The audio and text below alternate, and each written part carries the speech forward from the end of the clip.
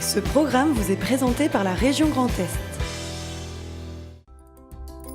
Le Crédit Agricole Alsace-Vosges au service de nos territoires et de ceux qui y vivent.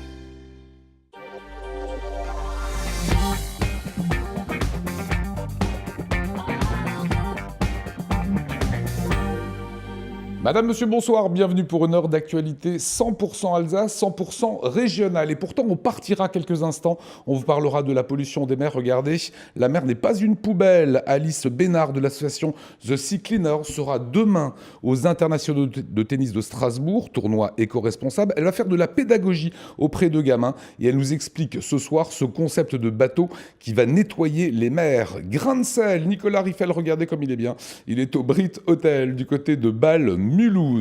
Et Mathieu Chanvillard, tout à l'heure, ça sera le journal des IS avec des Françaises qui ont brillé. Il y aura également du foot, du basket, du sport auto et nos invités du waterpolo, Stéphane Metzger et Igor Rakunica du team Strasbourg. Avant cela, c'est l'actu, Anna Britz.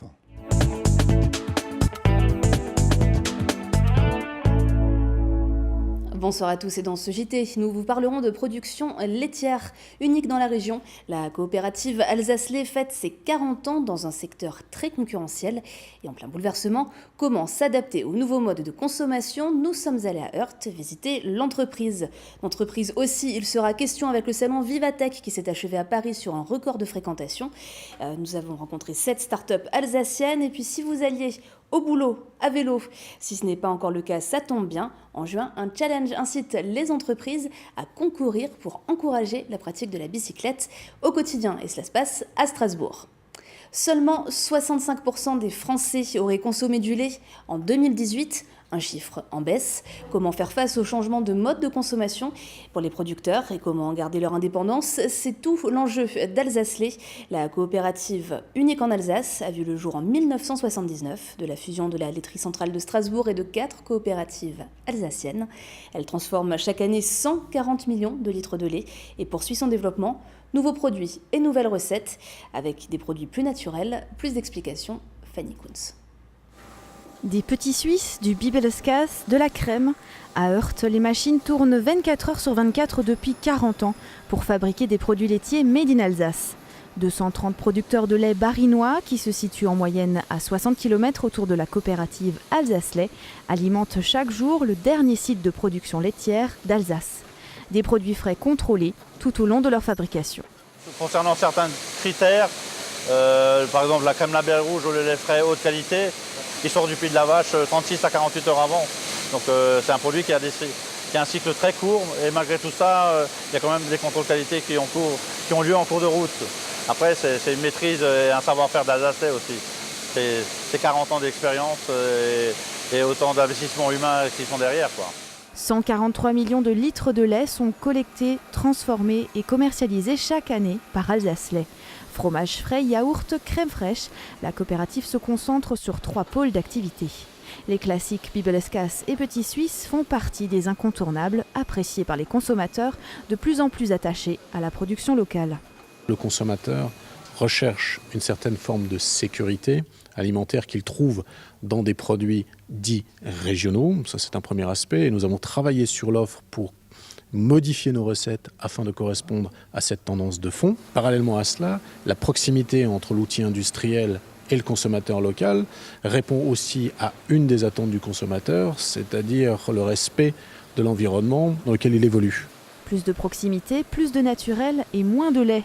Les producteurs font face à une baisse de la consommation des produits laitiers depuis plusieurs années. Alors Alsace-Lait s'adapte et développe de nouveaux produits. Parmi les nouveautés, des desserts chocolatés et des colorants remplacés par des jus de légumes.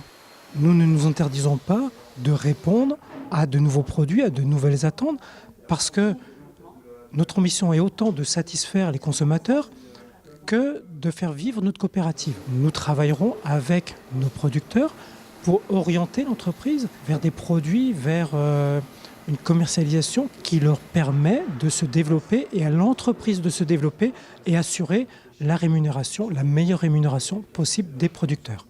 Aujourd'hui, Alsace-Lait est présent sur 2 sites en France et 1 au Canada. Sur ces dernières années, le chiffre d'affaires annuel de la coopérative a doublé pour se situer autour des 120 millions d'euros. De quoi ouvrir des perspectives pour les 40 prochaines années. C'est le plus grand salon européen dédié à l'innovation. Vivatech a fermé ses portes ce week-end à Paris sur un chiffre record de fréquentation. Et parmi les 13 000 startups présentes, 7 Alsaciennes ont fait le voyage avec la région Grand Est au programme Santé, Économie 4.0 et Habitat Intelligent.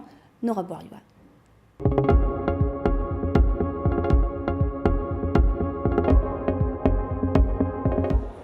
Pour développer l'économie et l'emploi dans le Grand Est, la région mise sur l'innovation et le numérique.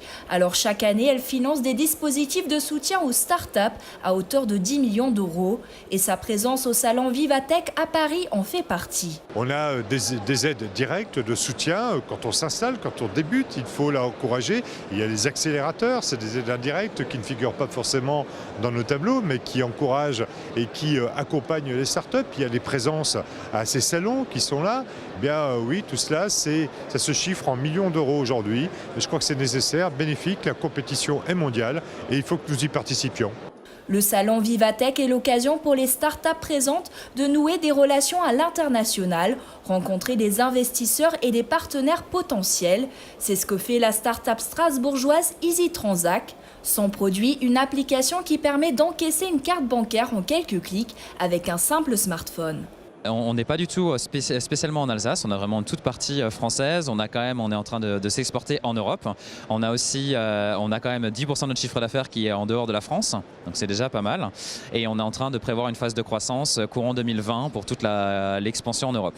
Une autre start-up alsacienne, HypnoVR, est présente à Vivatech pour la seconde fois. Son créneau, l'hypnose médicale grâce à la réalité virtuelle, ou comment s'échapper avant, pendant ou après une intervention médicale et ainsi réduire la douleur, l'anxiété et donc les médicaments.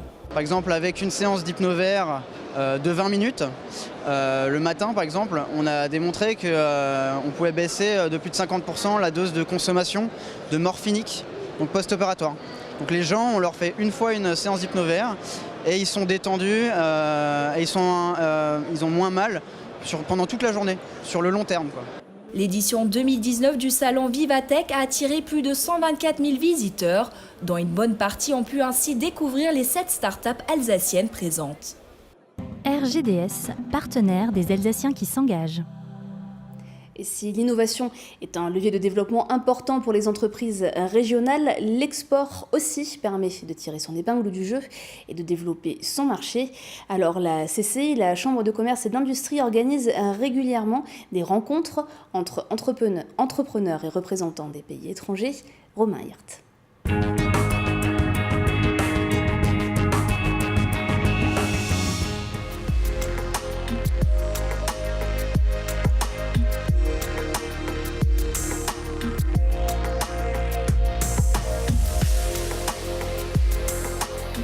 Développer son projet à l'international. C'est l'ambition de nombreux entrepreneurs. Pour faciliter cette démarche, la Chambre du commerce et de l'industrie organise chaque année des rencontres dédiées à l'export. Ici, une centaine de consuls sont présents pour étudier les plans de 4 sociétés épaulées par la CCI. C'est un peu la différence qu'il y a quand on veut partir en voyage seul avec son sac à dos pour découvrir un pays sans le connaître, ou alors partir en voyage organisé.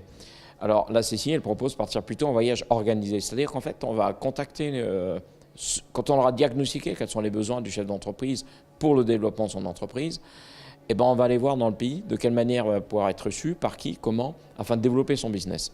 Et notre job à nous, c'est justement de faire ce rôle de guide, entre guillemets, d'accompagnateur et de facilitateur pour que le business se fasse plus rapidement.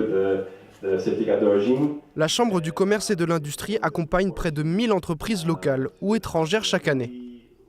C'est le cas de la société Beyer, spécialisée dans la production de confitures et de sirops. Cette entreprise familiale est née il y a plus d'1 siècle en Alsace. Elle mise sur l'export depuis 3 ans. Le rôle de la 5e génération avec mes 2 frères, c'est justement de développer nos produits en dehors de nos frontières, étant donné que le marché français est arrivé à maturité de notre côté, on souhaite justement pousser en dehors de nos frontières le développement pour poursuivre l'activité, pérenniser tout ça. Et éventuellement embaucher d'autres personnes, ce qui est toujours le point positif pour un entrepreneur.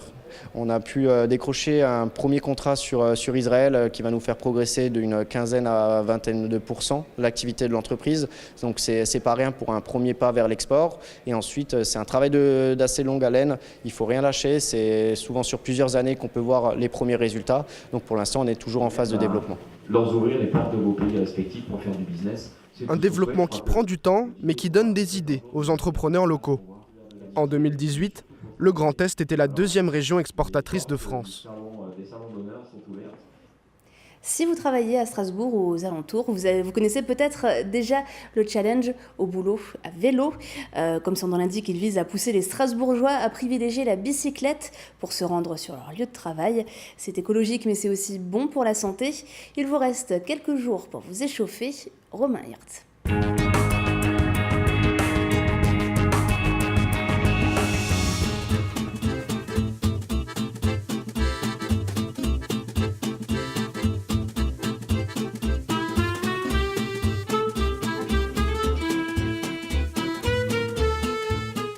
C'est le meilleur ami des Strasbourgeois, et il compte bien séduire encore plus d'adeptes. Le vélo poursuit son offensive grâce à l'événement Au boulot à vélo, dont la 10e édition se tiendra à partir du 3 juin, et ce pendant un mois. On s'aperçoit, suite à une enquête ménage, que 50% des déplacements domicile-travail font moins de 3 km, et on s'aperçoit que 50% de ces déplacements sont faits en voiture. 3 km qui sont faits en voiture tous les jours, matin et soir, ça fait beaucoup, c'est une distance qui pourrait très bien être faite à vélo. Donc on s'est dit, on va mettre en place un challenge pour inciter les gens à venir au travail à vélo. En 10 ans, l'événement a pris de l'ampleur. Plus de 70 000 personnes devraient y participer cette année. Autant dire que le vélo prendra de la place au mois de juin dans les rues de Strasbourg. Car cette initiative est désormais très prisée par les entreprises. Durant les premières années, on avait été premier et puis l'année dernière, on a été 14e. Donc on est très motivés cette année pour remonter dans le classement, voire pour être sur le podium. Donc pour ça, on va remobiliser les collègues.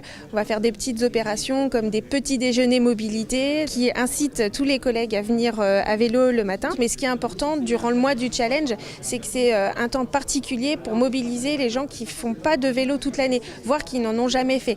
Donc c'est l'occasion de montrer, par exemple, par un système de parrainage à des gens qui auraient un petit peu peur de faire les trajets, de leur montrer des trajets alternatifs, des trajets où il y a moins de voitures. Figurer sur le podium, c'est le challenge que se lancent les 246 entreprises déjà participantes. Au-delà de la récompense, le but est surtout d'inciter tous les employés, même les plus réticents, à la pratique du vélo. Un objectif partagé et soutenu par la mairie de Strasbourg. Nous, le pari qu'on fait, c'est que le fait d'essayer le vélo, c'est aussi l'adopter. Et qu'une fois qu'on a essayé, qu'on s'est rendu compte que c'est le plus rapide, le plus efficace, le moins cher, etc., et ben on va en faire au quotidien. Et c'est ce qu'on vérifie, puisque il y a 2 ans, on avait mené une étude sur 7000 participants. On a eu 500 nouveaux usagers du vélo, c'est-à-dire des gens qui ne faisaient pas de vélo avant et qui, après le challenge, se sont mis à faire du vélo au quotidien. L'événement est également l'occasion de faire du recyclage. Les vélos usés ou inutilisés seront récupérés pendant toute la durée de l'événement. Ils seront soit réparés, soit désossés afin d'en récupérer les pièces. En somme, pas d'excuses, au mois de juin, le vélo est roi. Et on termine ce JT avec l'image du jour, Oliviane. Le flyer est en général le produit anti-écologique type. On vous engage d'ailleurs à ne pas le jeter dans la nature. Mais là aussi, les choses évoluent et les internationaux de tennis féminin de Strasbourg sont à nouveau à la pointe en matière d'éco-responsabilité. Non seulement les flyers des IS sont biodégradables, mais en plus, ils contiennent des graines de fleurs ou d'herbes aromatiques. Une fois sur la terre, le papier et son encre soluble se transforment en tapis de pouce. Bravo à l'équipe de Denis Negelen pour cette trouvaille. Alors on va parler d'autres trouvailles, notamment aux IS. Merci beaucoup Anna. Et on accueille le plateau du soir, mon camarade Mathieu Chanvillard, accompagné de Alice Bénard. Vous serez aux IS d'ailleurs demain. Et de 2 personnes qui font partie du team Strasbourg en water-polo, c'est Igor Rakunica, installez-vous Igor, et Stéphane Metzger. Quelques belles innovations, c'est à venir juste après le temps en Alsace. Regardez. Déconterre, le spécialiste régional du désamiantage, de la décontamination et de la déconstruction, vous présente la météo.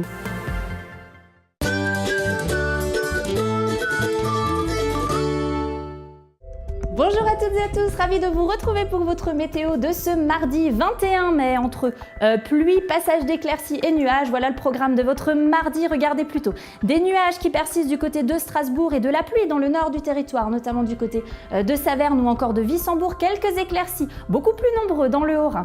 Des températures qui restent douces en ce mardi matin, comptez 12 degrés pour Saverne ou encore Wissembourg, 13 degrés la maximale, ce sera pour Strasbourg, 12 également du côté d'Orbourvire ou encore de Colmar et 11 degrés la minimale, ce sera pour Mulhouse ou encore pour Bâle. L'après-midi, pas de grands changements, toujours de la pluie prévue notamment chez nos voisins allemands ainsi que du côté de Strasbourg ou encore de Wissembourg. Le temps deviendra nettement plus sec du côté de Saverne et toujours quelques éclaircies prévues dans le Haut-Rhin avec des températures bien sûr qui s'adoucissent. En après-midi, comptez 17 degrés pour le nord du Bas-Rhin, 18 degrés pour Strasbourg ou encore Colmar et plus on descend, plus ça chauffe, 19 degrés à Mulhouse ou encore à Bâle. Un petit coup d'œil sur vos prévisions de mercredi maintenant avec le retour du beau temps sur l'Alsace, beaucoup moins de passages nuageux, un temps qui reste légèrement voilé sur l'Alsace, 20 degrés au maximal mercredi après-midi, un petit peu de pluie qui persiste du côté de Karlsruhe avec des températures de 18 à 20 degrés pour la région du Bade-Württemberg et un joli soleil dans le nord de la Suisse avec 20 degrés prévus. Mardi, nous serons donc le 21 mai et nous fêterons les Constantins. Le soleil se lèvera à 5h41 pour se recoucher à 21h10. On gagne 2 minutes de soleil. Je souhaite à toutes et à tous un excellent moment sur Alsace 20. Salut!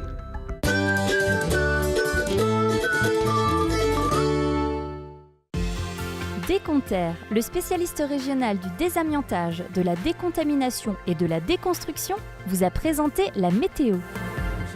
Et Alice Bénard est notre invitée. Alice, vous serez demain aux internationaux de tennis de Strasbourg. Vous vous occupez du pôle éducation de l'association Sea Cleaners, The Sea Cleaners. Celles et ceux qui ne connaîtraient pas, en quelques mots, c'est quoi The Sea Cleaners ? Alors The Sea Cleaners, c'est une association de protection de l'océan, donc qui a été créée en 2016 par Yvan Bourgnon, le navigateur, et qui a c'est le frère de Laurent Bourgnon qu'on connaît bien. Ouais. Et qui a pour projet de fabriquer un bateau pour dépolluer les océans de la pollution plastique. Voilà, on avait décidé d'ouvrir cette émission avec ces images, qui sont tout simplement catastrophiques. Votre idée, c'est quoi ? C'est défendre les mers, nettoyer la pollution, arriver un jour à éradiquer tout cela ? Oui, voilà, c'est ça. Donc contribuer avec... Il y a un tas de solutions possibles, mais l'idée d'un bateau qui pourrait donc récupérer ces macrodéchets avant qu'ils ne se fragmentent, avant qu'ils ne coulent et qu'ils viennent rejoindre les fonds océaniques où ils seront irrécupérables ou alors les gyres également. Voilà. Et Mathieu, on va le montrer ce bateau dans quelques minutes. Ouais, mais quel est le lien simplement de... Enfin, c'est très... On est ravis de vous accueillir. Pourquoi être à Strasbourg ? Pourquoi venir rencontrer des jeunes ici à Strasbourg ou demain en l'occurrence sur un tournoi de tennis alors qu'on est à 500-600 km de l'océan ? Oui, déjà nous sommes tous liés à la mer, sur terre ou au bord des côtes. Le cycle de l'eau ne s'arrête pas, n'a pas de frontières, donc on est tous liés. Pourquoi les IS ? Tournoi éco-responsable. C'est ça, déjà, il y a une grande volonté, une grande prise en compte de la part des organisateurs de la question environnementale. Et puis une sollicitation aussi d'être présent. On a déjà travaillé avec eux sur d'autres rencontres sportives. Donc ça nous paraît essentiel, le sport a vraiment un rôle à jouer aussi sur l'environnement. Donc on sera là demain et on est ravis. Vous l'avez dit, c'est Yvan Bourgnon qui a fait le tour du monde plusieurs fois. Voilà, il nous a dit qu'il n'y a pas aujourd'hui 1 km² de mer sans un morceau de plastique. 15 morceaux de plastique quasiment au kilomètre et 2 morceaux de plastique pour 5 poissons. Voilà, faites le compte et regardez s'il rajoute.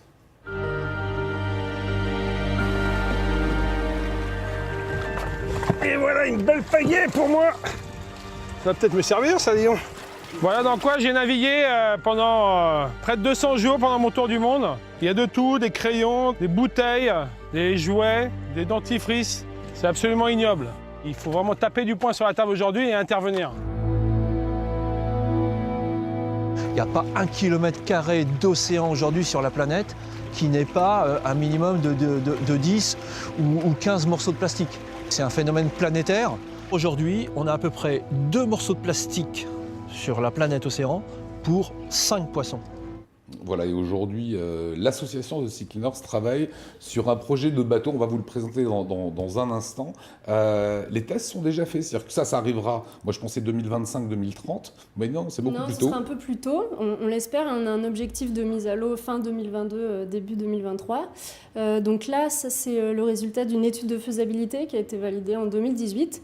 Et là, on va avoir un prototype donc sur un format plus réduit qui va être mis à l'eau prochainement pour valider les technologies. Et donc ramasser tous les déchets voilà. qui sont plastiques, bien sûr, qui sont actuellement sur l'eau. Exactement. Alors ça sera un navire qui combinera les énergies renouvelables, vous allez le voir, pour être en autonomie totale, donc pas de pétrole, pas d'essence, etc. Une véritable usine également à bord de ce navire nouvelle génération, usine de tri, de compression et de stockage des déchets. Regardez. Pour les petits déchets, ils seront naturellement piégés entre les coques du bateau par des tapis roulants qui feront remonter les déchets à bord du bateau. Une fois les déchets remontés à bord, une équipe d'opérateurs va les trier pour séparer les plastiques et les matières organiques qui repartiront à la mer directement.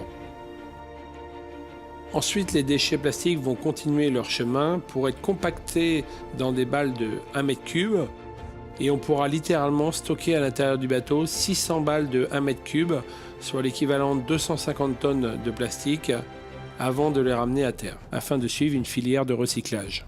Voilà, quel projet formidable. Alice Bénard est avec nous. C'est un bateau qui va coûter 30 millions. Comment on finance? Il y a des gros industriels derrière, hein?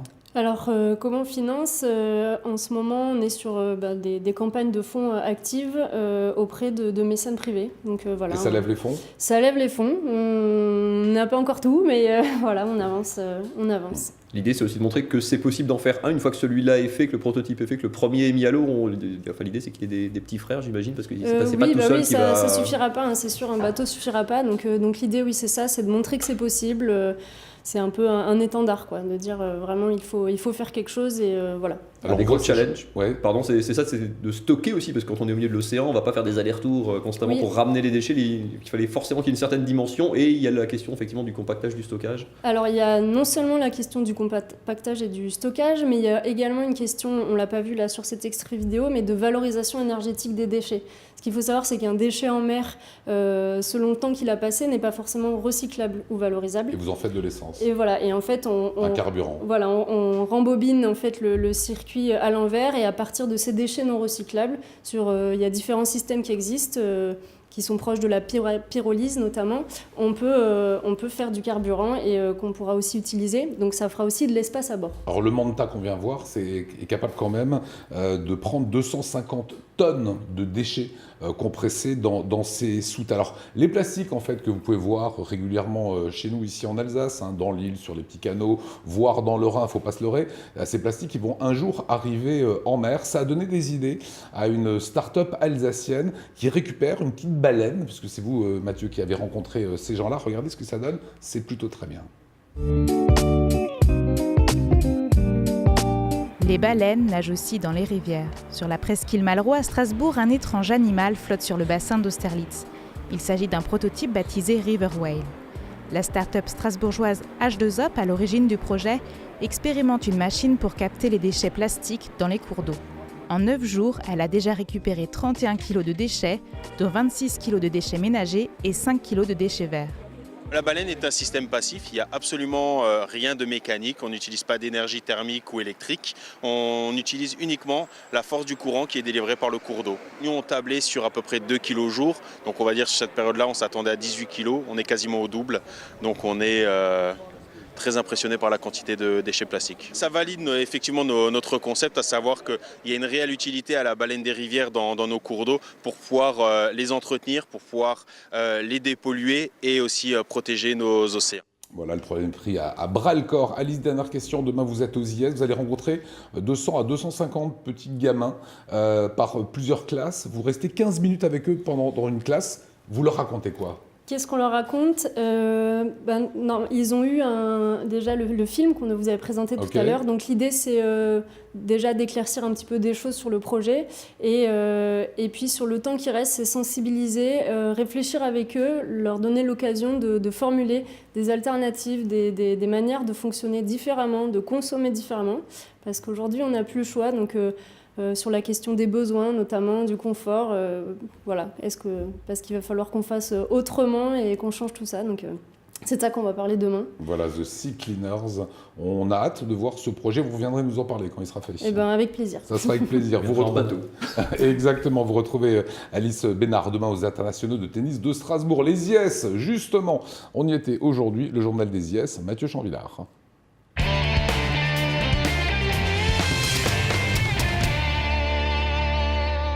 C'était la deuxième journée des Internationaux de Strasbourg, match du premier tour avec des Françaises, avec des têtes de série, avec des tenantes du titre sur les cours, avec pas de pluie du tout même, et presque un peu de soleil. Il y avait tous les ingrédients, Lionel, pour une bonne journée. Exactement. On commence avec cette jeune fille, Chloé Paquet, que vous avez peut-être découvert si vous étiez du côté du Wacken aujourd'hui. Regardez ces images, c'était une des belles surprises de la journée. Cette jeune femme, elle est 229e joueuse mondiale, elle a tout simplement signé la plus belle perf de sa carrière. Elle était opposée à une des têtes de série du tournoi, l'américaine Sofia Kenin.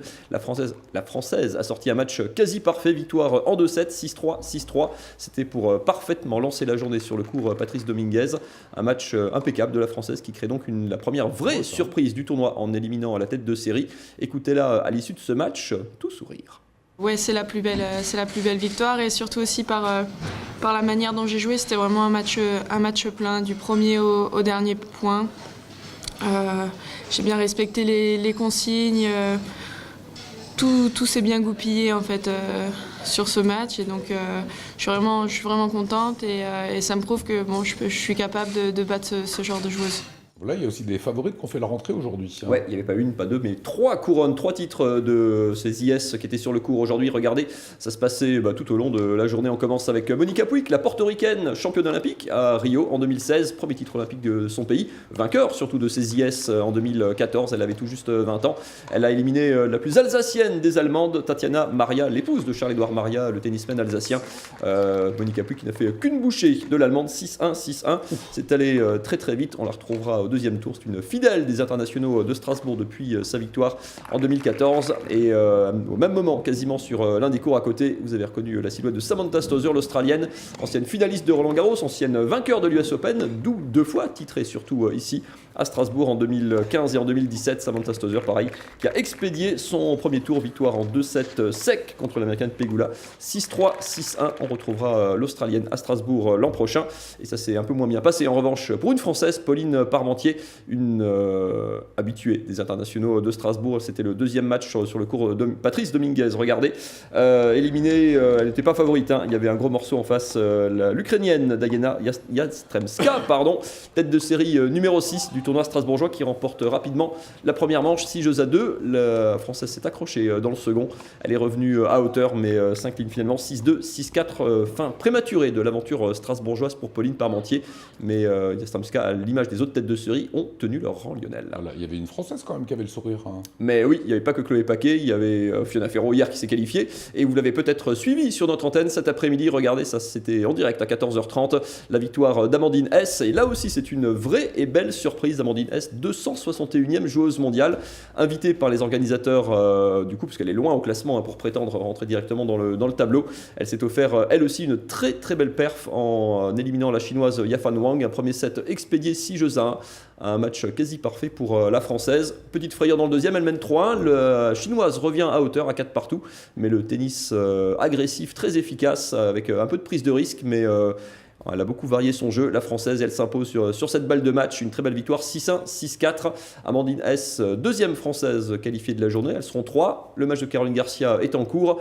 Mais en tout cas, elle était un petit peu émue là, un petit peu tremblotante, elle dit sur la fin. Écoutez Amandine Hess à l'issue de ce match au micro de Vincent Bessières. Oui, soulagée, je suis encore un peu tremblante, mais voilà, je suis vraiment contente d'avoir fini à conclure ce match contre une très bonne joueuse. Voilà, fière de ma performance aujourd'hui et surtout d'être restée du début à la fin concentrée et d'avoir pu jouer mon jeu au maximum. Même si ce n'était pas facile avec les conditions, un petit peu de vent, mais je pense que ça a été favorable justement pour moi aujourd'hui. Caroline Garcia, son match est en cours, la tête de série, enfin la française favorite de CES, vainqueur en 2016, numéro 1 française. 1-7 partout pour elle contre Shelby Rogers, c'est le dernier match de la journée. Il y a déjà 3 françaises en tout cas qualifiées pour les 8e de finale qui se dérouleront mardi et mercredi. On se retrouve bien sûr demain à 12h30 pour le journal des IS, à 14h pour le match en direct et à 19h15 donc pour tous les résultats de la journée. Voilà, et on vous retrouve surtout dans 3 minutes. On va parler water-polo. On va parler water-polo avec nos invités. Le temps de vous libérer, Alice Bénard. Demain, vous serez aux IS à faire de la pédagogie. Ne polluez pas les mers. Faites attention et une démarche vraiment éco-responsable. On peut dire ça ? Oui, on peut dire ça. Eh ben, ça a été un plaisir. Allez, Merci. Petite page de pub et on revient sur le sport.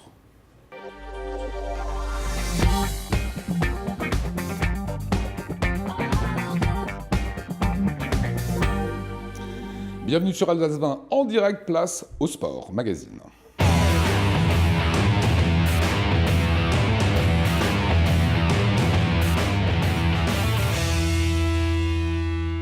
C'est la fin de saison en sport et c'est la meilleure période de l'année. On va parler du Racing qui finit sa saison, on va parler du sprint entre 3 équipes alsaciennes en National 3 pour monter en N2 donc. On va parler de la SIG qualifiée pour les playoffs, de Grise qualifiée pour les playoffs aussi. Et on va parler surtout water-polo avec nos invités Igor Rakunica et Stéphane Metzger. Bonsoir. Bonsoir. Bienvenue. Entraîneur et dirigeant du Team Strasbourg, le club strasbourgeois champion de France en titre de water-polo et qui va jouer la finale retour. Le match aller à Marseille, ça s'est très bien passé, c'était samedi dernier, une victoire 9-8. Il faudra confirmer lors du match retour, ce sera ce samedi soir à la piscine de la Kibitzedo. On en parle, Lionel, dans un instant. On commence par le foot. On commence par le foot. Là par contre, il est temps que ça se termine pour le Racing parce que ça commence à devenir un peu long et cette fin de saison. Direction Lameno, ça se passait ce samedi soir. Attention les yeux, le coup franc de Bourigeaud dans la lucarne de Matsels, c'est joli. C'est bien payé pour Rennes qui n'a pas beaucoup existé dans la première mi-temps. Le Racing s'est créé beaucoup d'occasions. À l'image de cette action, la remise d'Ajor pour Thomasson, ça finit sur le poteau. Beaucoup d'occasions pour le Racing qui a fait le jeu, qui a juste eu le malheur de ne pas marquer. La parade du gardien. Et puis dans ces cas-là, on est puni comme souvent en toute fin de match. Adrien Hunou pour le 2-0. Le Racing qui s'incline à la Méno depuis le 30 janvier. Ça fait quand même une victoire, 8 nuls et 6 défaites pour le Racing. Ils étaient 6e. Ça glisse doucement au classement. Pas d'inquiétude, hein, évidemment. Ils sont maintenus depuis longtemps. Le Racing qui est 12e, qui terminera sa saison vendredi soir du côté de Nantes. On peut gratter une petite place si ça se passe bien, mais il est temps que ça se termine. Même quand ça joue bien, il n'y a pas de réussite. Ça commence à être un peu long. Bon, ils font une belle saison avec une coupe. Autre résultat, toujours en foot ? Ouais, toujours en football. Là, je vous emmène, on descend de 3 niveaux en National 3, où il y a 3 clubs alsaciens qui trustent le haut du podium, avec une seule place, celle qui vous permet d'aller en National 2, rejoindre le Sporting Club de Schiltigheim et Agnos, si les Agnoviens se maintiennent. Match à 3 entre le FC Mulhouse, le Racing 2, la réserve du Racing entraîné par François Keller, et Sarre-Union avec l'avant-dernière journée, les 3 équipes dans un mouchoir de poche. Regardez, direction en même temps le stade de Lille en haut à droite, Mulhouse-Bissheim, et en dessous le choc entre le 2e et le 3e Sarre-Union qui se déplaçait sur la pelouse du Racing. Le Racing en bleu évidemment qui tape la barre, et le Racing qui est en embuscade derrière les 2 équipes de tête, qui va ouvrir rapidement la marque grâce à Adrien Lebeau sur cette action. À ce moment, le Racing du coup passe devant Mulhouse qui est tenu en échec par Bissheim. Les Strasbourgeois, les jeunes du Racing qui font une excellente première mi-temps, qui vont marquer un second but sur ce solo de Yann Constant. Coup dur pour, ça va bien pour le Racing, coup dur par contre pour Sarre-Union qui se retrouve mené, qui a été leader une bonne partie de la saison et qui est en train de se faire dépasser sur la fin. L'arbitre qui laisse opportunément jouer l'avantage sur cette action. Le Racing qui contre à 100 à l'heure et le but d'Ivan Botella. 3-0 à la mi-temps. De ce côté-là, la messe est dite et les espoirs de montée de Sarre-Union qui sont en train de s'envoler. Mulhouse de son côté 0-0 à la pause, mais les Mulhousiens reviennent en seconde période grâce à ce penalty de Diawara. Mulhouse qui prend l'avantage et qui repasse donc en tête à ce moment-là au classement virtuel, 45 points pour les Mulhousiens, un petit point devant le Racing. Sarre-Union qui n'a pas tout à fait dit son dernier mot en début de seconde période. Keita vient marquer et ramène Sarre-Union à 3-1, mais c'est du côté de Mulhouse évidemment que ça se joue, puisque les Mulhousiens qui étaient leaders avant ce match ont leur destin en main. Ils se mettent définitivement à l'abri sur ce but d'Essamba qui libère le stade de Lille. Il commence à y avoir du monde à Mulhouse en cette fin de saison, et les Mulhousiens qui ajoutent même un 3e but, et Essamba s'offre un doublé en Diawara, s'offre un doublé en fin de match. Mulhouse en leader a fait le boulot, victoire 3-0 donc dans son derby contre Saint-Louis. Du côté de Molsheim, le Racing, la réserve s'impose donc 3-1. Le Racing reste en course, par contre c'est fini pour sa Réunion qui a été longtemps leader du championnat et qui voit ses rêves de montée s'envoler. Tout le contraire de Mulhouse qui a une journée de la fin a plus que jamais son destin en main. Vous le voyez, les Mulhousiens, il reste un dernier match, 45 points à la réserve du Racing, 44. Mulhouse sera en déplacement chez la réserve de 3. Et le Racing recevra Raon l'étape, sachant que c'est un peu compliqué pour les équipes réserves puisque les joueurs maintenant sont libérés pour aller faire des essais pour leur carrière pro. La voie royale en tout cas est toute tracée pour Mulhouse. Soulagement et émotion dans la voix de Malik Mtir, le capitaine mulhousien à l'issue de cette folle journée. Il y avait de la pression un peu. Non, la défaite de la semaine dernière nous avait fait mal. On a la chance d'avoir le destin entre nos mains maintenant. Faudra donner nos vies à ce match-là. Si on joue comme aujourd'hui, avec le cœur, et je pense qu'il ne peut rien nous arriver. Voilà, dans un mouchoir de poche, et à suivre ça. Ça sera samedi après-midi. On se fait plaisir un petit peu avec du sport auto. Je sais que vous aimez ça, je vous emmène aux Pays-Bas, Lionel. Regardez ces images, championnat du monde de voitures de tourisme, le WTCR, avec 2 Alsaciens de la même famille en plus, Yvan Muller et Yann Erlaché. Sur les bleus, les Lynk & Co. Yvan Muller, numéro 100, qui s'est bien débrouillé dans la première des 3 manches du week-end. Il finit 2e de la première course derrière Björk. Yann Erlaché, son neveu, complètement poussé par son coéquipier. Image surréaliste au départ. Du coup, son équipe lui demande de laisser passer. Il repassera finalement devant le jeune Alsacien Yann Erlaché, le 68, évidemment, qui lui prend la 2e place de la 3e manche. Un podium pour chacun des Alsaciens. C'était plutôt, Lionel, un bon week-end en WTCR pour Erlaché et Yvan Muller. On va rappeler que Erlaché avait gagné les 500 nocturnes, la Tout course à fait. Dont Alsace est partenaire, et nous le saurons encore en septembre. Grosse actualité maintenant, et c'est du waterpolo. C'est du waterpolo, on est ravis d'accueillir Igor Rakonica et Stéphane Metzger. Rebonsoir.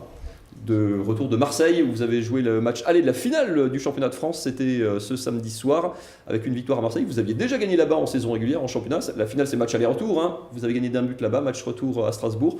Quand on gagne le match aller, Igor, on se dit que c'est bon, que tout va bien. Oui, que c'est fait. Tout va bien, mais on n'a rien fait. On a fait 50% de notre travail et deuxième 50 plus dur, on a samedi. Un but d'avance au waterpolo, ça compte pas? Rien. On va préparer notre match comme il est 0-0 et j'espère qu'on va réussir pour mettre notre joueur dans la même concentration qu'on a ce samedi. D'ailleurs, il y a entraînement ce soir dans 20 minutes. Ce soir, on a un repos, on a fait ce matin. Ah oui, c'est vrai, parce qu'il y avait des placements. Parce que tu venais là. C'est exactement ça. Je crois pas, non, c'est pas le genre de la maison. Ouais. Stéphane Metzger, c'est la 3e finale consécutive du club. Qu'est-ce que... Vous êtes dans le même état d'esprit. Comment on garde les joueurs après un résultat comme ça et une victoire au match aller à Marseille? Quand vous êtes à votre 3e finale consécutive, ça reste l'objectif de la saison. Donc c'est le moment fort. Donc aujourd'hui, maintenir les joueurs sous pression, c'est pas quelque chose de complexe. A priori, si là, ils sont pas contents d'être là, s'ils profitent pas, on travaille toute la saison pour en arriver là. On a vécu une première finale compliquée, une deuxième finale aller très agréable, une finale retour très compliquée. Donc on apprend chaque année de nos erreurs. En même temps, vous avez une expérience. Vous avez l'expérience aussi maintenant avec une 3e finale consécutive.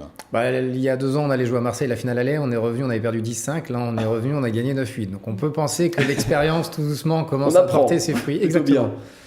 C'est la finale rêvée en plus, c'est premier contre 2e, c'est Marseille qui a gagné une Coupe d'Europe cette année contre vous qui êtes champion en titre, c'est les 2 premières équipes du championnat, chaque équipe a gagné chez l'autre en championnat. Elle a une saveur en plus, Igor, un petit peu cette finale jouée Marseille qui est le club mythique du waterpolo français qui a 47 titres de champion. Oui, c'est vrai, c'est une équipe, un club plus titre de la France et normalement notre adversaire plus fort de la France. Ça c'est évidemment, mais on a fait 5 matchs de cette saison, 2 fois on a gagné, 2 fois on a perdu dur et un match nul et on attend avec la grande confiance le match samedi.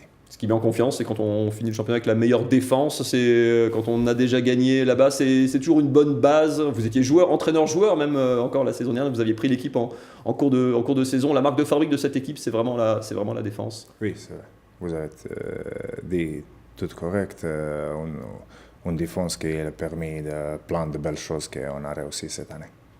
L'état d'esprit aussi, Stéphane Metzger, qu'on met dans cette équipe, c'est quand on construit un club de waterpolo, quand on veut mettre les joueurs dans les meilleures conditions, quels ingrédients on met quand on accompagne cette équipe comme ça, dans des moments comme ça? On essaie d'avoir un turnover qui est assez faible pour donner de la confiance aux joueurs et expliquer qu'ils s'inscrivent dans le projet du club. Ça veut dire qu'ils ont beaucoup de temps de jeu, c'est ce que vous dites? Non, en fait, c'est-à-dire nous, on a une très faible rotation entre les 2 saisons. C'est-à-dire qu'en moyenne, on change 2-3 joueurs maximum sur l'effectif de 13. Okay. Donc ça permet quand même à un moment donné à Igor de travailler, de garder les bases et on procède par petites touches pour garder entre guillemets cet équilibre. Après, la deuxième chose, c'est ce que Igor disait, il parlait de la défense. Nous, on a un petit dicton simple chez nous, c'est les meilleures attaques, c'est pour le public, les meilleures défenses, c'est pour les titres. C'est vrai, hein, c'est même une règle. Si on devait comparer les 2 équipes, Marseille, Strasbourg, force en présence, c'est quoi le petit plus que vous avez pour faire la différence en finale? Si on regarde la finale aller, on a fini le match à 10. On a joué la dernière période, les 8 dernières minutes à 10. Et il faut une grosse force mentale quand vous êtes à Marseille, que vous avez 3 joueurs de moins. Et sur cette période, on a pris un seul but. Et on dit quoi à ces joueurs à ce moment-là, quand on est à 10 hein? C'est dans la tête. Il n'y a rien à dire. À un moment donné, on est en finale, on relativise tout. Quand on joue une 3e finale consécutive, ce qui n'était pas la place depuis longtemps du water-polo à Strasbourg, quand on a un projet de développer ce club qui grandit chaque année, qu'est-ce que ça dit aussi des progrès de ce club pour faire exister, pour installer le water-polo et le haut niveau de water-polo à Strasbourg aujourd'hui? Nous, l'idée, elle est simple, c'est Igor, il aurait préféré jouer le match de samedi soir à 19h, on va le jouer à 21h, parce qu'au-delà du match, nous, ce qu'on souhaite, c'est proposer un spectacle au public. Et à un moment donné, l'idée, c'est de faire connaître ce sport qui reste méconnu, et que les gens se rendent compte qu'il peut être véritablement spectaculaire. Donc au-delà du sport, il y a des investissements par le club qui sont faits sur cet aspect médiatique, communication, et que les gens, quand ils viennent à la piscine, il faut qu'ils soient contents d'être là, qu'ils prennent du plaisir. C'est quoi le problème, 19h ou 21h, Igor hein? C'est la 21h, c'est très long. C'est trop long, faut Oui, exactement ça. Maintenant, je parle comme à l'ancien joueur et je dis que vraiment la journée passe jamais. C'est ça. On revient au water-polo, on fait un petit crochet peut-être par le basket. Allez, petit crochet basketball avec la fin de saison et là aussi les phases finales, les playoffs qui arrivent pour la SIG. Il fallait gagner, regardez ces images, ça se passait samedi soir, le match à ne pas perdre que les Strasbourgeois ont gagné.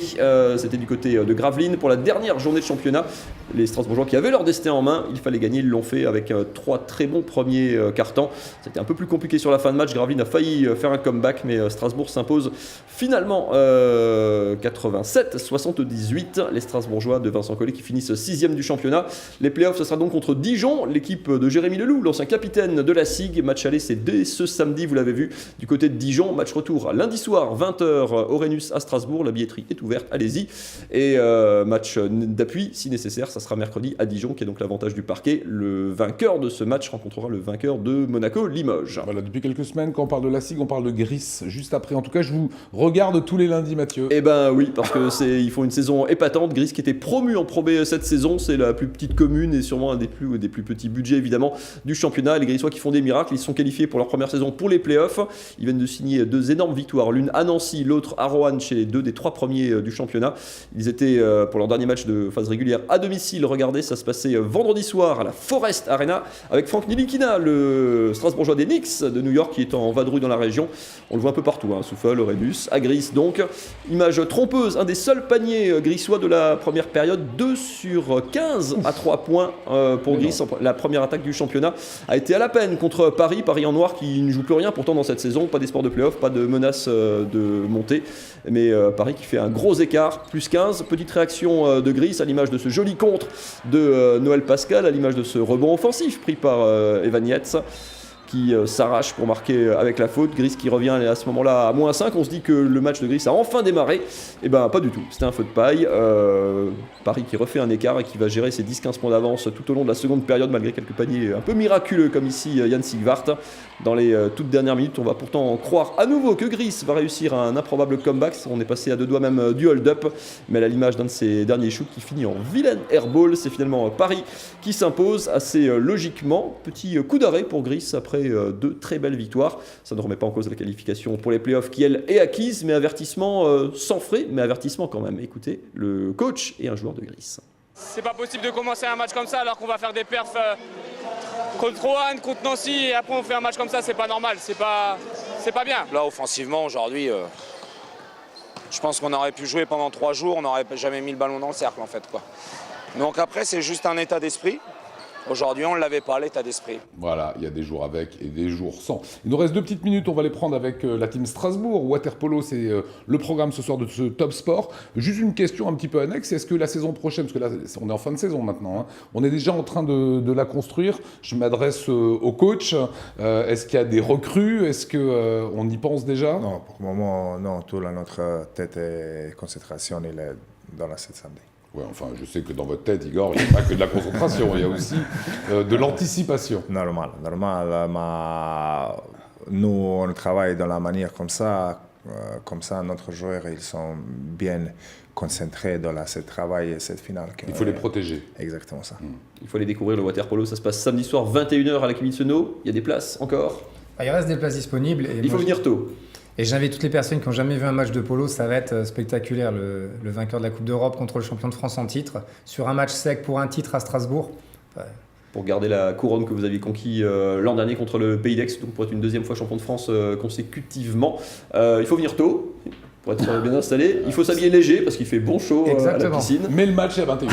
Voilà. Le match est à 21h. Ça, on l'a bien compris. Exactement. Bonne route à vous. On croise évidemment les doigts. On se prend 30-40 secondes pour un petit peu le programme demain. Je rappelle que tous les jours, Alsace 20 est partenaire des internationaux de tennis. Et c'est Cécile et Marine, nos journalistes, sur un tournoi de femmes, qui animent cette émission de midi à 12h30. Et l'après-midi, quelques matchs. À 14h, match en direct. Alors le programme, il est fait le soir même, donc je ne l'ai pas encore, mais je vous donne rendez-vous à 14h demain pour un match en live sur l'antenne d'Alsace 20 avec Dominique Roy évidemment en commentaire. En plus, il y a plein de Françaises encore en lice, Fiona Ferro, Chloé Paquet qui s'est qualifiée, Amandine Hess qui s'est brillamment qualifiée, Samantha Stosur, Monica Puig, les 2 anciennes vainqueurs. On attend Ashley Barty évidemment, l'Australienne tête de série numéro 1. Il y a du beau monde sur les cours du Wacken. Venez-y, il va peut-être faire beau même. Voilà, il fera beau. Et il y a encore, sinon 19h15. Exactement. Et il y a des places encore que vous pouvez bien sûr acheter là-bas aux internationaux de tennis de Strasbourg. Voilà pour cette édition. On termine avec notre grain de sel Nicolas Riffel. Moi je vous dis à demain, midi aux IS, 19h ici. Salut. Ne perdez pas une miette de grain de sel avec la tarte flambée Traiteur Schneider, garniture et fond, produit en Alsace.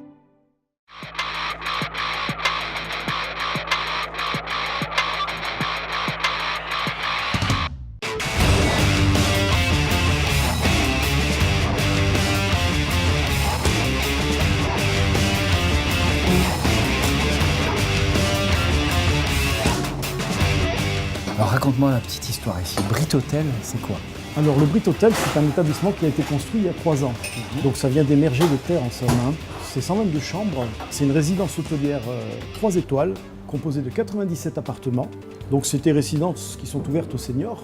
Ensuite on a un hôtel, comme on est proche de l'aéroport. Donc on a un service navette qui est gratuit, un restaurant que je vais te faire découvrir après tout à l'heure, une grande terrasse et une salle de jeu pour les enfants.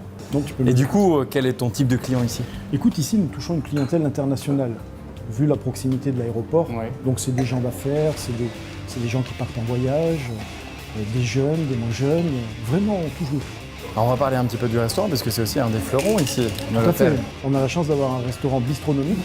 Donc, on fait plutôt une cuisine ouverte au monde, avec des produits internationaux. Et en même temps, ça nous permet de revisiter un peu nos grands classiques. Et une partie spa aussi. Une partie spa où on peut vraiment se déconnecter. Alors, tu dis on est proche de l'aéroport, mais on a l'impression d'être très très loin dans l'aéroport ici. Il y a un hammam, il y a un sauna, il y a un jacuzzi, il y a un espace détente. Nous avons également une planche de massage unique au monde, qui tourne et qui te permet d'avoir un massage plus décontractant. Bon Léa, on est bientôt prêt. On est prêt. Écoute Nico, je te trouve vraiment fatigué. Tu sais, tu devrais aller au spa. Ok. Sonia va vraiment bien s'occuper de toi. Et moi, ce que je te propose de faire, c'est que je te retrouve au restaurant tout à l'heure. Top.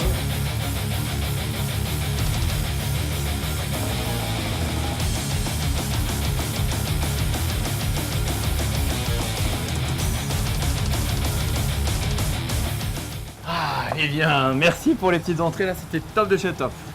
Top. Là, je vois ça. C'est quoi comme côte de bœuf là? Côte de bœuf tomahawk.